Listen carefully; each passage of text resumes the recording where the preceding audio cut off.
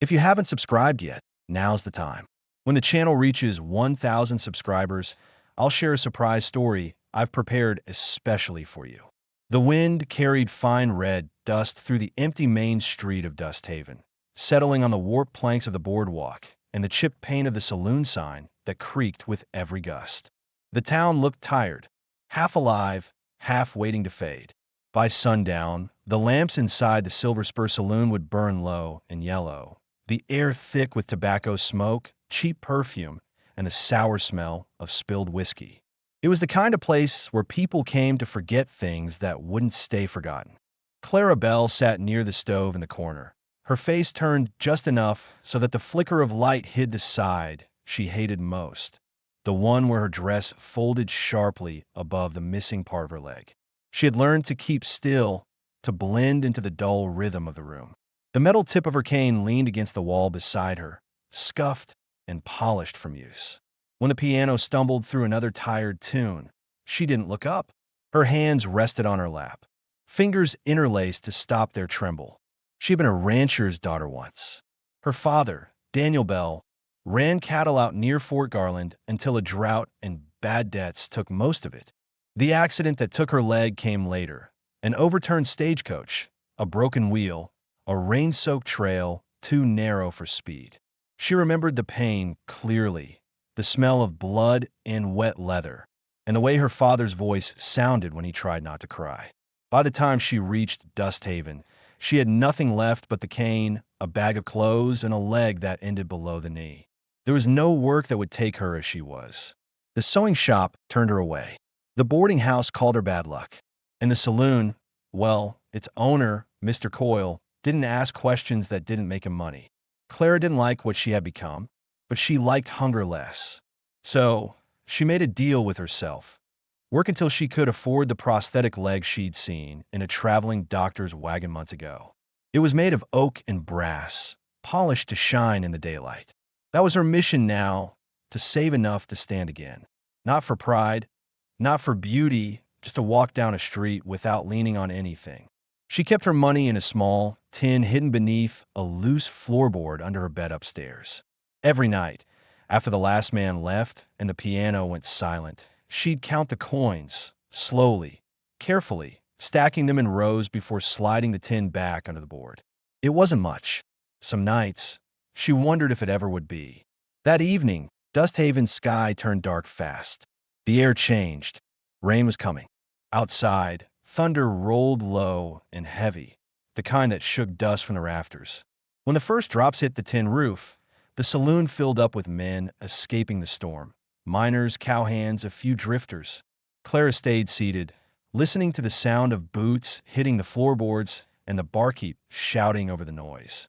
She didn't expect anyone to look at her. Most didn't. Then the doors swung open again, harder than the rest, and a tall man stepped through the frame, water streaming from the brim of his hat. He paused near the threshold, eyes adjusting to the light.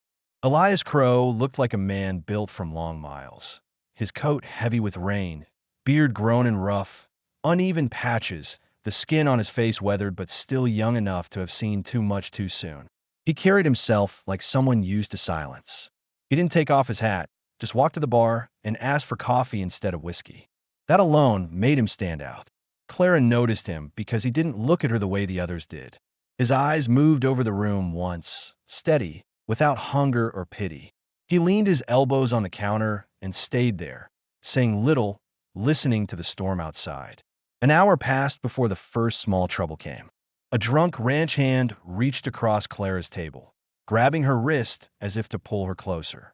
She froze, heart quick but face steady, waiting to decide whether to pull or speak. Before she could do either, the ranch hand stopped mid-motion. Elias was standing behind him now, quiet, still, no weapon drawn, just watching. The ranch hand muttered something and let go. Clara exhaled, though she didn't look up at Elias. He went back to his place at the bar and said nothing. Later that night, when the crowd thinned and the storm softened to a drizzle, Clara fell asleep near the stove, her head resting against her arm. She hadn't meant to. The warmth and exhaustion caught her. When she woke near dawn, the saloon was empty, the lamps burned low, and a heavy, dry coat was draped over her shoulders. His. Elias was gone. Outside, the rain had stopped. She stepped to the window and saw him in the stable yard across the street, helping the boy there cover the horses with fresh blankets. He didn't look back toward the saloon. That morning, as the town stirred to life, Clara felt something she hadn't in months. Not comfort exactly, but a small, cautious calm. She didn't know who the stranger was or what he carried, but she sensed something broken in him too, something quiet and careful. And in that unspoken recognition, something fragile settled, a kind of wordless understanding that two damaged people might, by chance, have found the same worn corner of the world to survive in. She went back upstairs, opened her tin, counted her coins again, and whispered to herself, just a little longer. Down the street, Elias Crow walked toward the livery, his boots heavy with mud. He had no plan to stay in Dust Haven. He told himself he was passing through, headed north, maybe Montana, maybe nowhere at all. But something about that saloon, that woman in the corner, made his steps slower than they should have been. And though neither of them knew it yet, the quiet that followed would be the start of everything that mattered. The next morning broke cold and pale over Dust Haven, with mist clinging to the troughs and fences like the last breath of the night. Clara stood behind the saloon, emptying a bucket of wash water into the dirt. Her new day began as every other one did, with small, necessary chores done in silence. But her eyes kept turning toward the livery across the street, where the stranger from last night worked among the horses. Elias Crow moved like a man who knew animals better than people. He didn't speak to the stable boy unless he had to, and even then, his voice came out low, controlled, as if every word had weight. He brushed down a chestnut mare with long, steady strokes, and when the horse flinched at a passing wagon, he murmured something quiet and patient until it settled again. The boy said he'd been hired by the livery owner to do repair work. Fences, gates, saddles, anything that needed fixing. Nobody knew where he came from, and nobody asked. Dust Haven was the kind of place that didn't dig too deep into a man's past. From her corner of the yard, Clara watched him longer than she meant to. There was something about the way he moved, no hurry, no wasted effort. He wasn't like the men in the saloon who chased quick laughs and cheaper nights. He carried a heaviness that she understood, the kind that didn't need explaining. But she reminded herself not to read meaning into a moment. She had done that before, and it had always cost her. Inside, the saloon returned to its usual rhythm. Laughter that didn't sound honest, cards slapped on wood, boots scraping on floors that never got quite clean. Clara stayed behind the bar, polishing glasses and avoiding the wandering eyes that came her way. The men didn't talk about her anymore, not out loud at least. She had learned how to move through the room without drawing attention, how to be useful without being noticed. But when the door opened that afternoon and Elias walked in again, even the regulars glanced up. He nodded to her once, polite, no assumption, and sat at a table near the wall. "Coffee," he said to the barkeep. "No whiskey, no cards, just coffee." Clara brought it over herself, though that wasn't her job. She set the cup down and said, "You left your coat here." He looked at her for the first time, really looked. His eyes were gray, not cold, but steady, as if they'd seen enough that surprises no longer came easy. "You look cold," he said simply. Didn't want it back wet. That's not a reason to give it away. Wasn't using it. His answer should have ended the talk, but Clara stood a moment longer than was polite. She wanted to ask why he helped her last night, why he'd stopped that drunk from grabbing her wrist when no one else cared. But she didn't. She only nodded once and went back behind the bar. Elias stayed through the afternoon, working on a small leather pouch he was stitching by hand. The men at the tables threw glances his way, whispering guesses about whether he was running from something. He didn't react. When he finally left, the only thing left behind was a folded scrap of cloth on Clara's counter. Inside, a piece of bread and a boiled egg wrapped in paper. There was a note, for later. "Eat slow." That night, she sat by her window upstairs, holding the note between her fingers. Her room was small, one bed, one wash basin, one chair, and the floor creaked when she moved. The coin tin lay beneath the loose board, the same as always, but for the first time, The weight of it didn't bring her comfort. The letter did. Not because of what it said, it was only 3 words, but because someone had thought she might need them. In the quiet, her thoughts drifted back to the accident. She remembered the heat of twisted metal, the shouts, the moment she realized her leg wasn't there anymore. Her father's hand gripping hers, his voice shaking as he promised her they'd find a way to fix it. But he never did. Fever took him before she healed, and the debt collectors took the rest. From then on, she learned that no promise held unless you made it to yourself. Across town, Elias lay awake in the hayloft, staring at the beams above him. The smell of horses and oil filled the air. He kept his revolver in arm's reach, habit more than fear. He had drifted through a dozen towns before Dust Haven, staying long enough to work, earn, and move on before questions started. Once, long ago, he had been a ranch foreman trusted by the man who owned the land, until a gunfight outside Santa Fe left a woman dead and his name attached to it. He hadn't pulled the trigger, but that hadn't mattered much to the law or to himself. Since then, he'd made no home and taken no chances. Still, tonight felt different. The memory of the woman at the saloon, her calmness, her stubborn dignity, stayed with him. He didn't pity her. He respected her for surviving in a place that had long stopped being kind. He thought about leaving in the morning, as he always did, but when he closed his eyes, he didn't see the trail ahead. He saw her sitting by the stove, counting something in her lap with tired hands. By the end of the week, Clara noticed he hadn't left. He spent his mornings fixing fences, afternoons feeding the horses, and evenings sitting in that same quiet corner with his coffee. They didn't talk much, but small things started to shift. A nod when she passed, a shared word about the weather, a pause before he left each night. Dust Haven was full of people who came to disappear, but it wasn't often 2 of them disappeared into the same silence. Clara didn't know his story, and Elias didn't ask for hers. Yet in a town where most lives crossed only in noise and dust, the quiet between them began to mean something. When the rain returned that following Sunday, heavier and colder than before, he appeared at the door again, water dripping from his coat. She was wiping tables, and he asked, "You eaten today?" She hesitated, half offended, half aware that she hadn't. "I managed fine. I didn't ask how you manage," he said. "I asked if you ate." Her eyes met his. "Not yet."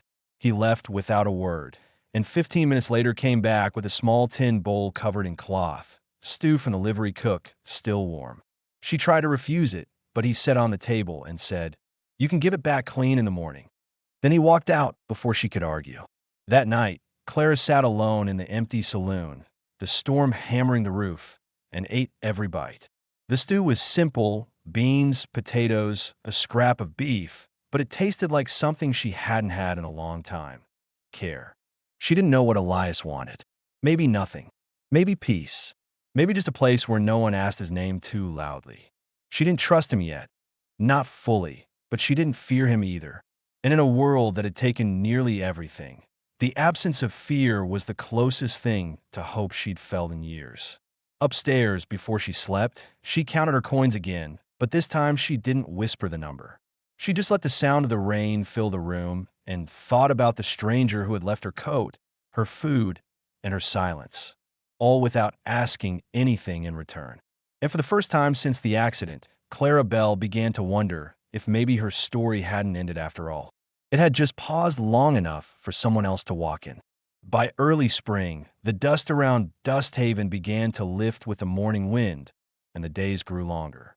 The town went about its business as if time here worked differently, slower, heavier. For Clara, it meant one thing: another season to save for the leg she'd been dreaming of since the accident. She had the number memorized, the cost the traveling doctor had quoted when he last passed through 2 years ago. Oak, brass hinges, leather straps, and a fit precise enough that she could walk without pain. It wasn't luxury, it was freedom, and she was close enough that she could count the missing dollars on one hand. Elias Crow had not left town. He told no one why he stayed, and no one asked.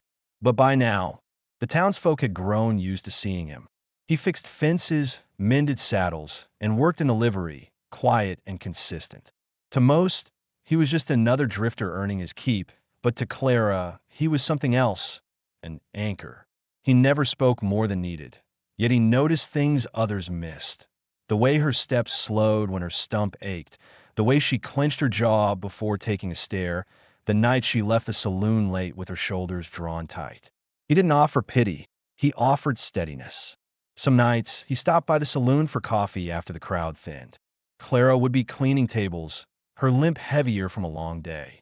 He'd sit in the corner seat, hat on the table, and let the silence between them settle like a truce. One evening, when she poured his cup, she said softly, "You ever think about leaving?" He lifted his eyes, the lines on his face deeper in the lamplight. "I used to. Now I just stay until something feels right." "And does this feel right?" He looked at her a long moment, then said, "Closer than most places." She didn't answer. But later that night, when she went upstairs, she realized she'd stopped thinking of him as just another stranger passing through. 2 weeks later, a stir went through town. A traveling doctor had arrived again. The same one Clara remembered from years ago, the man with the metal case and the smooth, confident hands.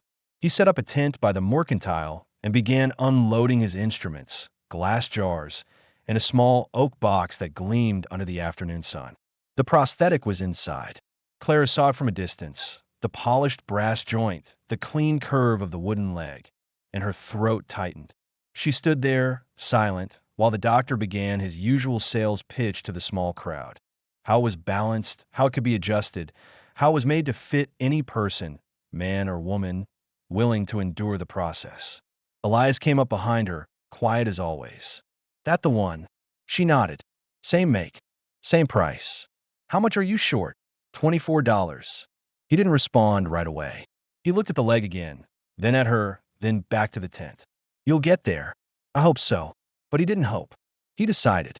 That evening, while Clara worked her shift, Elias went back to his small cabin behind the livery and opened the wooden box under his bed.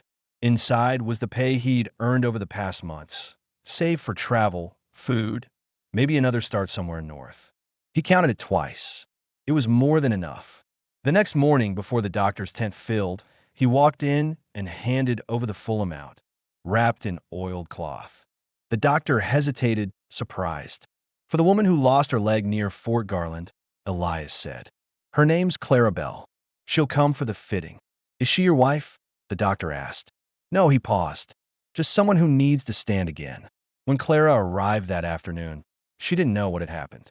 The doctor greeted her warmly, saying, "You came just in time. Your friend paid for the leg this morning." Her world seemed to tilt for a moment. "My friend," the doctor nodded toward the street. Tall man, quiet eyes, said you'd know him. Clara's chest tightened with anger and disbelief. She turned and walked straight toward the livery, the uneven rhythm of her steps louder than her breath. She found Elias outside, mending a saddle strap by the trough. "Why did you do that?" she demanded. He looked up slowly. "Because you needed it. You don't get to decide that for me." He set the strap down, meeting her eyes. "Didn't decide for you. Just paid the bill. What you do with it's up to you." The anger broke under the weight of his calm tone. She tried to hold it, but it slipped. "You shouldn't have." "I didn't ask." "I know," he said quietly. "You don't ask for anything." For a moment, neither spoke.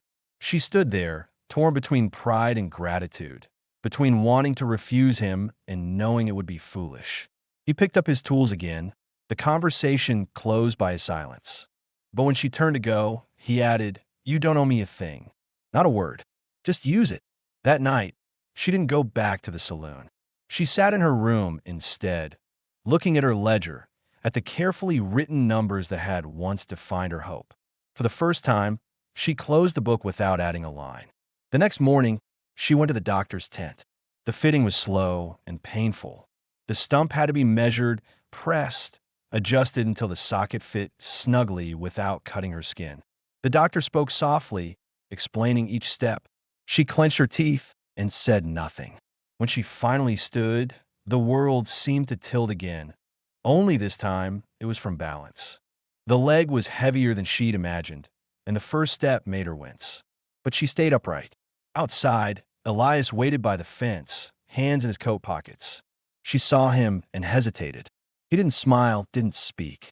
Just nodded once, like a man watching someone do what they were meant to do all along. Clara walked toward him, her stride uneven but sure. "It's not perfect," she said. "It's not supposed to be," he answered. "It's supposed to work." A faint, tired laugh left her throat. "It does. Hurts like hell, though. Most things worth fixing do." They stood there a while, saying nothing. The wind tugged at the canvas of the tent, the sky bright and cold.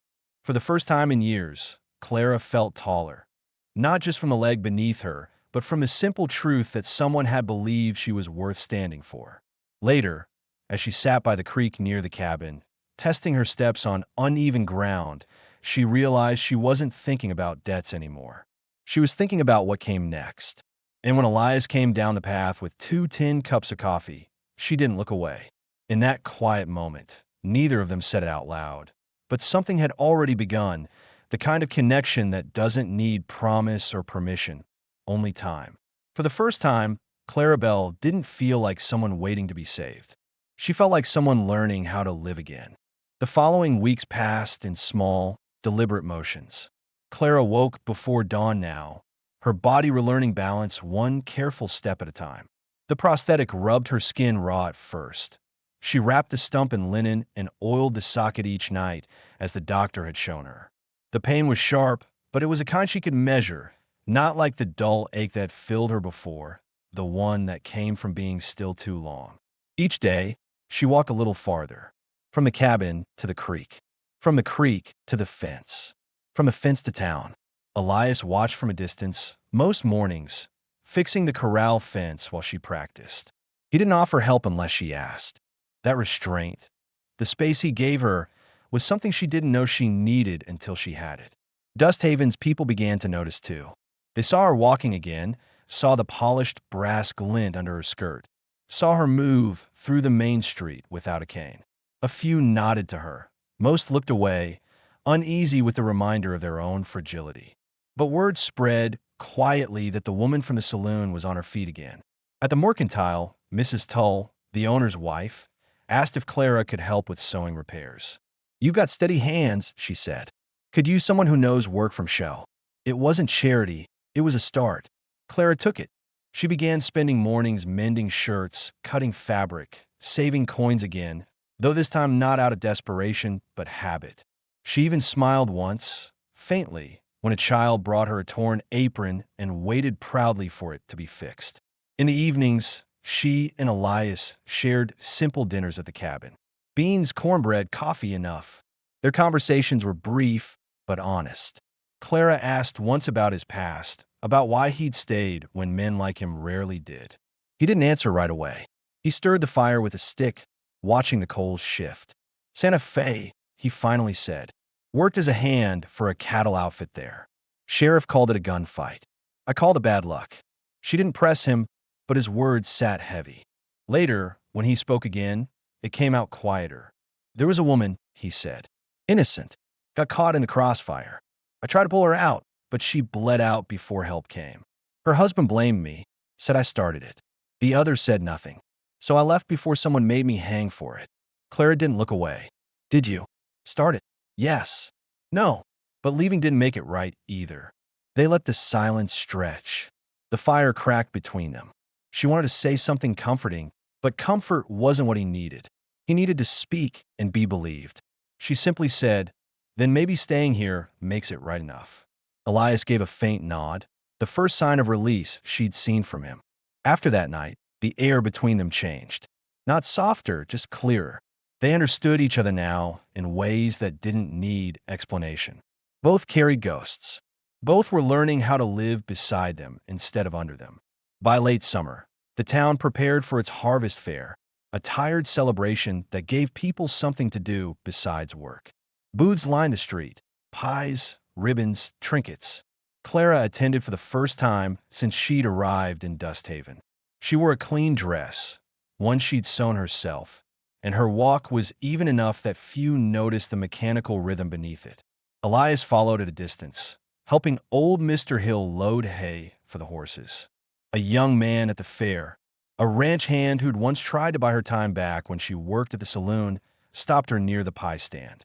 He smiled in that careless way she remembered too well. Didn't know you'd be up and walking again, he said. Guess miracles do happen. She looked at him levelly. Guess hard work does too.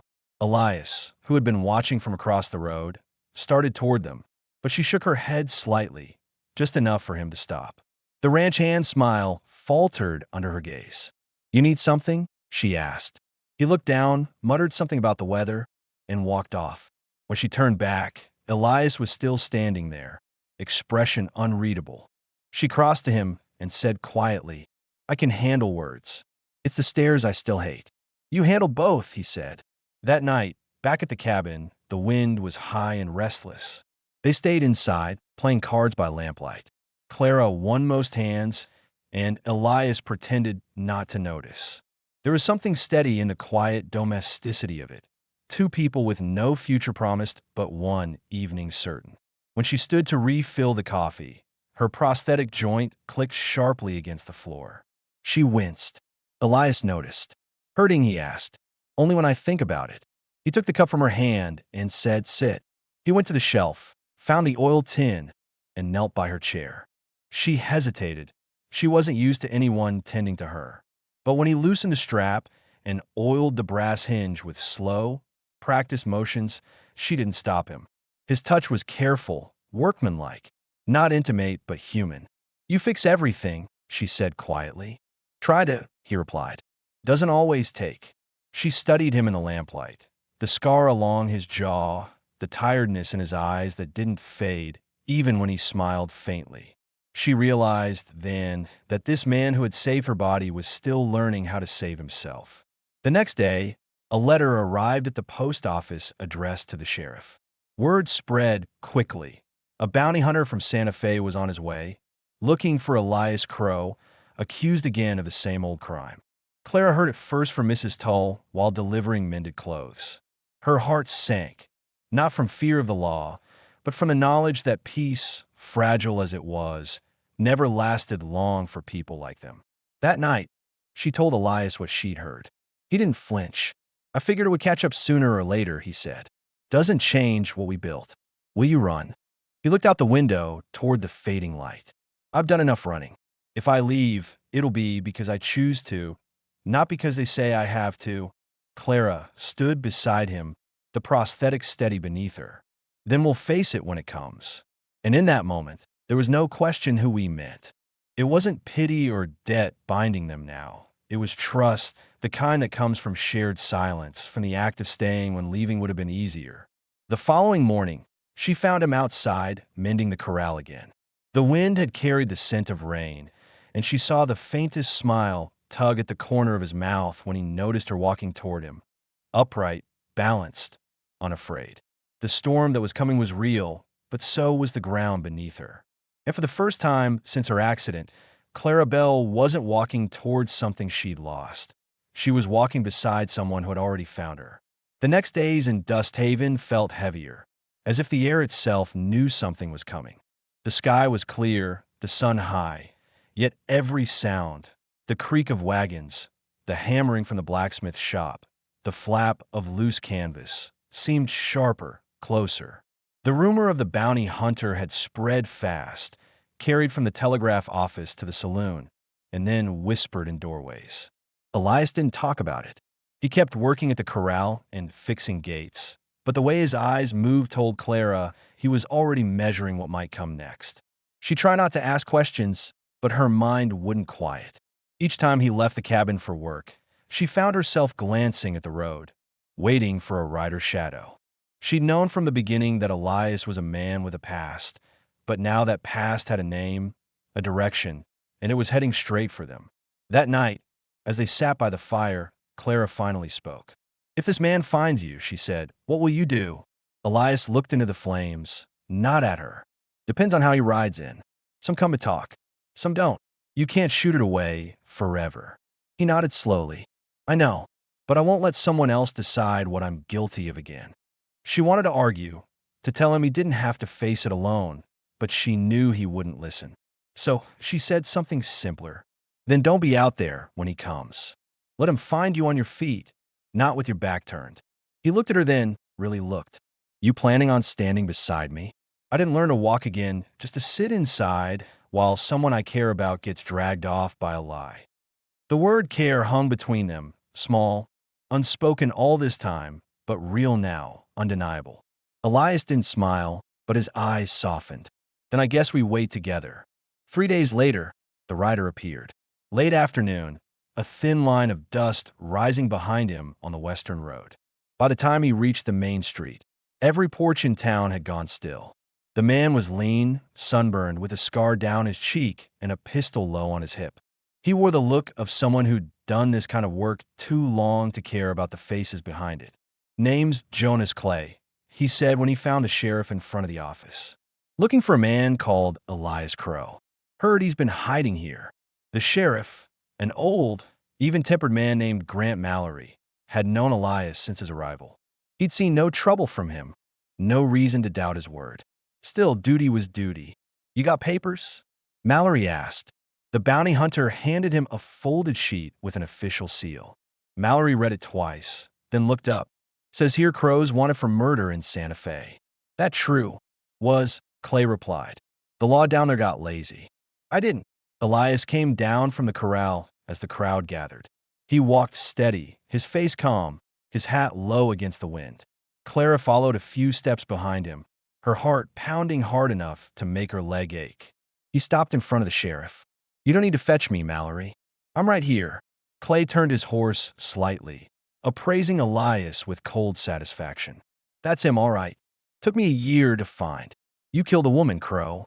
You left her husband with nothing but dirt to talk to." Elias didn't flinch. "I didn't kill her. I tried to stop the ones who did." "Funny," Clay said. "That's what guilty men always say." Before Mallory could speak, Clara stepped forward. "He's telling the truth. You think he ran to hide? He's been here for months. Working. Helping people. A murderer doesn't fix fences for $1 a day." Clay looked at her with a faint smirk. "You must be the reason he stayed. Doesn't change what's written on this paper." Mallory raised a hand. "Enough. Until I get a wire from Santa Fe confirming this. No one's leaving town. Crow stays under watch, but not in irons. We'll sort this proper." Elias nodded once. "Fair." He turned to Clara and said quietly, "Don't worry. It's just waiting now." But Clara couldn't rest. That night, while Elias sat in the small holding room at the back of the sheriff's office, she walked to the telegraph building. The clerk, a young man who had once played cards with Elias, looked up when she entered.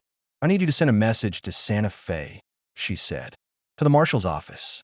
Ask for any records on the shooting of March 22nd, 2 years ago. Elias Crow. Witness reports, anything." The clerk hesitated. "That'll cost more than a few cents, Miss Bell." She reached in her apron and slid a small stack of coins across the counter. The money she'd been saving again, though this time not for herself. "Then send it twice," she said. "Once to be sure." She waited there until the message went out, listening to the telegraph key tap out its rhythm like a heartbeat. By dawn, the reply came. She was there to read it. The message was short, official, and enough. Elias Crow cleared. Witness confirmed he attempted rescue. Suspect dead at scene. Bounty issued in error.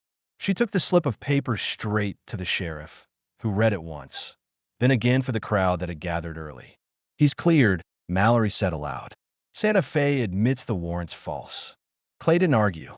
He spat into the dirt, scowled at Elias, and muttered, "Guess the law's softer than it used to be." Then he mounted up and rode out without another word. Clara exhaled for what felt like the first time in hours. Elias stepped out of the office, sunlight cutting across his face. The town was watching, curious, maybe ashamed. He didn't look at them. He looked only at her. "Guess we don't have to wait anymore," he said. She managed a small smile. "No, not anymore." Later that evening, when the noise in town had quieted and the heat of the day had lifted, they sat together on the porch of the cabin. The light was low, the air soft with the smell of rain coming again. Clara rested her leg carefully, feeling the dull ache that always came after a long day, but it didn't bother her. Not now. Elias leaned forward, elbows on his knees. "You didn't have to do what you did," he said. "I know," she replied. "But I wanted to. You risked everything for me." She shook her head. "You bought me back my legs. I just returned the favor." He laughed quietly, a short, rough sound that broke the long silence. For the first time since she'd known him, it wasn't the sound of a man holding something back. The sky darkened, and for a while they said nothing else. The world around them had stopped moving fast. The past, with all its noise and guilt, had finally lost its hold. Inside, the lamp burned steady.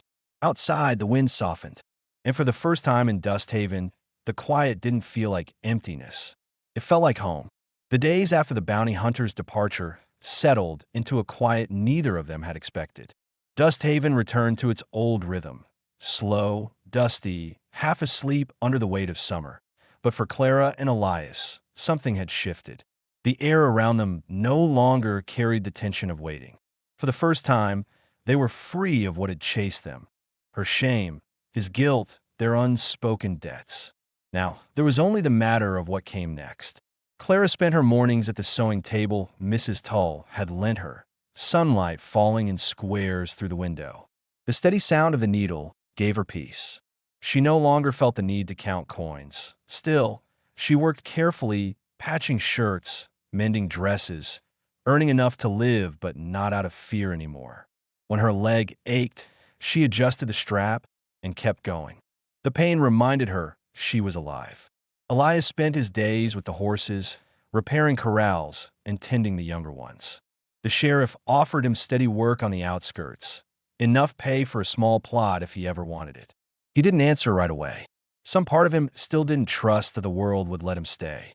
But each night, when he came home to the cabin and found Clara waiting, a lamp burning low, supper kept warm, the thought of leaving grew smaller. One evening, Clara sat on the porch watching him oil his saddle under the fading light. She realized how much of her fear had been replaced by something steadier, something close to affection, though she still didn't know how to name it. She had lived her whole life by surviving one day at a time, never planning farther than the next sunrise. But now, with the quiet stretching out in front of her, she began to imagine a future that didn't end in loss. "Elias," she said, her voice low, "what will you do now that it's over?" He didn't look up. "Not sure it's ever over, but I might stop running from it. And if it comes back, then we face it again." She nodded, satisfied with the simplicity of it. For people like them, peace didn't come with promises. It came with choosing to stay. In the weeks that followed, small pieces of a new life took shape. Elias fenced a bit of land south of the creek, saying it'd be good for a few head of cattle. Clara planted wildflowers near the porch, more for color than for harvest. The doctor who had fitted her leg passed through town once more and stopped by to check the joint. He found her walking without a limp and told her she'd done better than most. She smiled and said, "Had good reason to." At night, they ate by the fire, sometimes in silence, sometimes in conversation that came easily. Clara spoke more than she used to, about her father, about the ranch she lost, about the guilt that had lived in her since the day she sold herself to survive. She didn't tell those stories for pity, but to put them down like stones she no longer wanted to carry. Elias listened without judgment, only nodding now and then, as if he understood every word she didn't say out loud. One late afternoon, the sheriff came riding up with a folded paper. "Circuit judges due through town next week," he said. "If either of you's got unfinished business, he can make it proper. Deeds, oaths, contracts, whatever needs setting right." Elias looked at Clara, then at the horizon. "Guess we got something that could use setting right," he said quietly.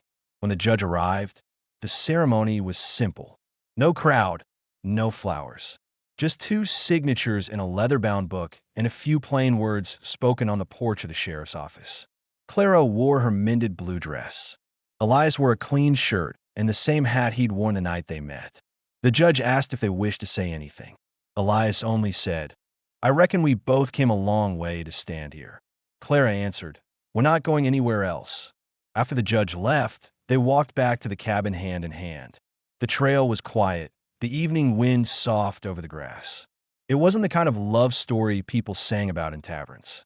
It was slower, heavier, built on silence, on the work of staying, on two people who'd learned what it meant to hold steady when the world tried to take everything. As autumn crept in, the land began to change. The grass thinned, the air cooled, and the scent of smoke carried farther each night. Elias built a second room on the cabin. Clara stitched curtains for the windows. Life became a collection of small, unspoken routines: bread baking, fence mending, letters from the doctor answered and returned. When travelers passed through town and asked about them, folks just said, "The crows. They're doing fine." One night, as the first frost settled over the creek, Clara woke to the sound of rain tapping the roof. Elias stirred beside her. She listened to the rhythm for a while before whispering, "You ever think we deserve this?" He turned his head toward her, eyes half open. "Don't think it works that way," he said. "We just earned it." She smiled in the dark. That answer was enough. By morning, the rain had cleared. The fields outside shimmered with dew, and smoke from the chimney rose steady into the blue. Clara stepped out onto the porch with her coffee, her gait smooth and even. She looked out at the land they had built their peace on, the place where her past had ended and her life had begun again. Elias came out behind her, resting his hand on her shoulder. "Cold morning," he said. "Warm enough," she replied. They stood there together for a long time, watching the horizon. The town behind them still slept, the world still turning, but neither felt the weight of what had been anymore. There were no ghosts left, no debts unpaid, no questions lingering in the dust. Only the quiet sound of the creek, the smell of wet earth, and two people who had decided, finally, to stop surviving and start living. And as the sun rose over Dust Haven, its light catching the brass hinge of her leg and the line of his weathered face, Clarabelle and Elias Crow stood as they were, whole, steady, and home at last.